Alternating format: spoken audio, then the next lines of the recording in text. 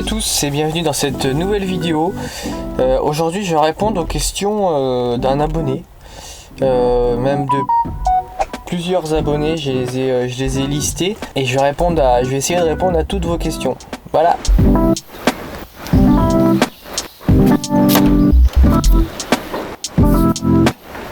Salut, moi c'est Florian. Toute l'année je parcours les routes de France à bord de mon DAF XF 530. Si toi aussi la route te passionne, alors abonne-toi. Et n'oublie jamais l'essentiel, reste toi-même.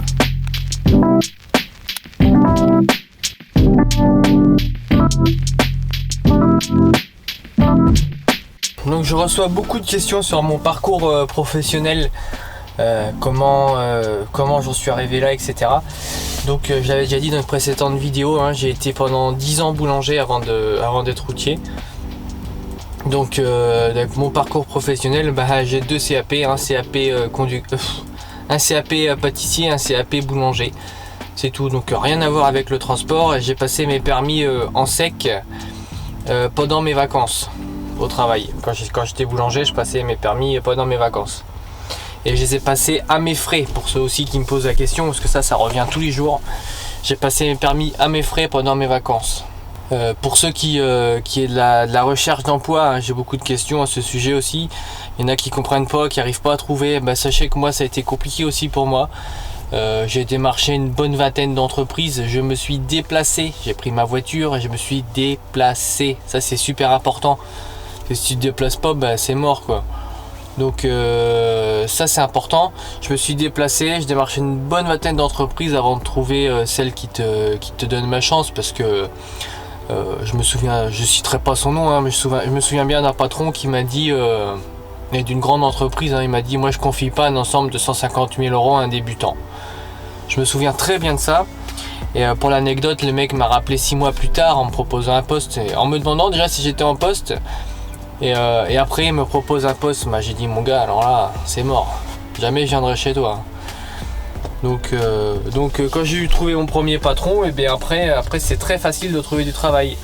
Ça devient tout de suite plus facile en acquérant un petit peu d'expérience. Alors, quelles sont tes conditions de travail?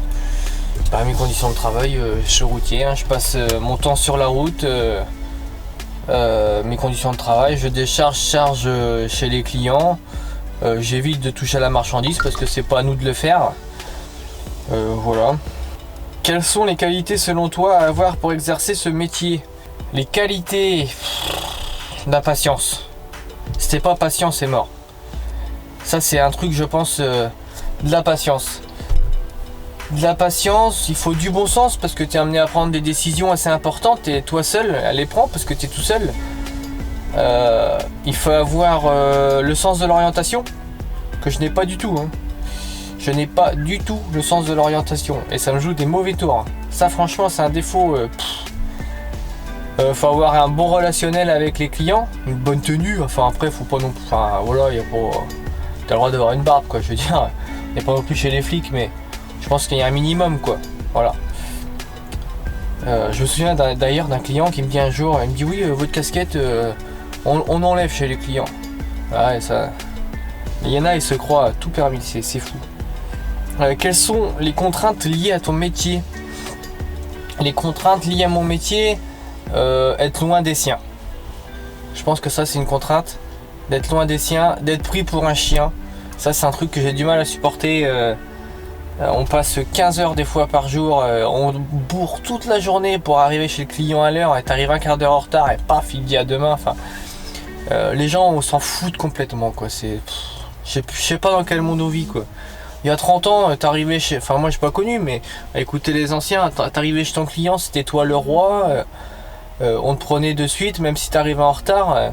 À l'heure d'aujourd'hui, ça devient... c'est pénible. Donc ça je pense que... je sais plus à quelle question je répondais. Ah oui, les contraintes. Voilà, je pense que... il y en a d'autres sans doute, mais bon... Quels sont les points forts et les points faibles de ton métier? Je vais commencer par les points forts. Les points forts, je dirais que tu es libre. Tu gères ton temps. Après, bien sûr, c'est pas toujours facile. Mais il y a quelques jours comme aujourd'hui, je suis assez tranquille. Si je veux arrêter de boire un café un quart d'heure, je peux arrêter de boire un quart d'heure, quoi. Donc tu gères, quoi. C'est ça. Ça fait partie des points forts, tu vois, du paysage. T'as pas de patron sur le dos. Les points faibles, je pense que c'est prendre des grosses décisions des fois. Et c'est pas forcément à toi de les prendre. Et le point faible, j'ajouterais aussi peut-être le salaire. Parce que là, ça va pas du tout, le salaire. C'est général, hein, c'est pour tout le monde, mais bon voilà, après, heureusement qu'on a les frais de route, quoi, qui nous sauvent un peu, mais bon, ça fait pas partie du salaire. Quelles sont les possibilités d'évolution de carrière? Ça, c'est une question intéressante. Possibilité d'évolution de carrière, tu peux par exemple devenir chef de parc, pourquoi pas. Tu peux devenir affréteur. C'est bien, hein, quand tu as déjà roulé, de devenir affréteur, comme ça tu connais le métier. Affréteur, hein, c'est celui qui te donne le travail au bureau, hein. Donc celui qui s'occupe de trouver du travail, quoi. Tu peux bien sûr devenir chef d'entreprise, hein. Il faut passer à capacité de transport et tu peux devenir chef d'entreprise. Bon, je le dis comme ça paraît simple, mais c'est pas aussi simple que ça, hein. Possibilité d'évolution dans le métier, tu peux devenir pourquoi pas formateur. Alors formateur en interne à une entreprise, formateur éco-conduite, il y a plein d'évolutions possibles. Après déjà le métier de routier, c'est un métier qui est super diversifié, quoi. Entre le mec qui part 15 jours et qui fait un client en 15 jours et le gars qui fait 10 clients par jour, déjà il y a une grosse différence.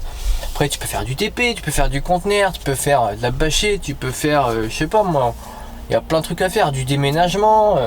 Après, il faut savoir si tu aimes la manutention ou pas. Je sais qu'il y en a pour qui c'est impossible de rester enfermé pendant 9 heures dans une cabine à conduire, quoi. Donc ça, ça appartient à chacun, quoi. C'est décision de chacun. Alors j'ai beaucoup de questions à propos de mon GPS. Ça vous intrigue beaucoup.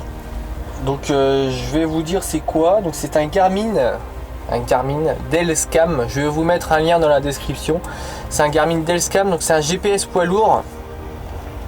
Vous rentrez le gabarit de votre véhicule dedans et il t'indique les ponts et les interdictions poids lourds. Voilà. Attention à ne pas le suivre à la lettre. Toujours bien préparer ses itinéraires, surtout au début quand tu connais pas partout, quoi. Donc quand tu connais pas partout, quand tu connais pas, quoi. Moi qui n'ai pas le sens d'orientation, c'est un truc que je fais beaucoup, de préparer mes itinéraires, de regarder par où je dois passer, etc. Faut pas s'en aller à l'aveugle, ça enlève du stress, et si tu enlèves du stress, c'est bien pour toi. Voilà, donc Garmin Delscam, je recommande, hein, un très bon GPS. Il y a la dashcam dessus, hein, la petite caméra qui te dit, qui filme tout le temps en cas d'accident ou quoi, c'est pas mal, c'est pas mal. J'ai aussi des personnes qui, je pense, ne sont pas routiers, mais on a le droit d'avoir des questions. On me demande souvent si le camion c'est le mien. Non, c'est pas mon camion, c'est le camion de mon employeur, de mon entreprise. Donc le camion ne m'appartient pas, même s'il m'est attitré, c'est pas mon camion, c'est pas mon véhicule. Voilà. Est-ce que je vais décorer mon camion? Non. Je ne décorerai pas mon camion parce que non. Voilà, c'est tout. Je mets quelques trucs à l'intérieur, mais c'est tout, pas plus. Bon voilà, j'ai répondu à quelques questions. Je sais qu'il y en a encore beaucoup qui ont posé des questions à laquelle ils n'auront pas réponse, mais sinon je pourrais faire une vidéo qui va durer 2 heures. Et par pitié, arrêtez de me demander où je suis. Arrêtez de me demander où je suis, je ne vous le dirai pas. Voilà, je reçois plein de commentaires et plein de messages, t'es où? Je ne vous dirai pas où je suis. Pour des raisons de discrétion. Voilà, n'hésitez pas à me suivre sur Instagram, hein. Vous n'êtes pas assez nombreux à me suivre sur Instagram, le lien est dans la description. Je publie régulièrement sur Instagram, donc plein de choses que vous ne verrez pas sur YouTube. Donc n'hésitez pas à me rejoindre sur Instagram, sur Facebook aussi. Et puis c'est tout. N'hésitez pas à vous abonner, me laisser un petit commentaire. Et moi je vous dis à bientôt pour une prochaine vidéo. Salut!